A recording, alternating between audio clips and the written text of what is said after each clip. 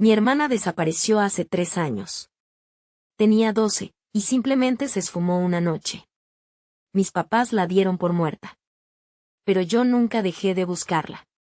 Cada año, en su cumpleaños, dejaba encendida una vela en su cuarto. Hasta anoche. Vi algo moverse en la cámara del pasillo. Era una figura, pequeña.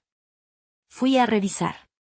La vela estaba apagada, pero alguien la había encendido de nuevo, con una nota al lado. Decía: gracias por esperarme.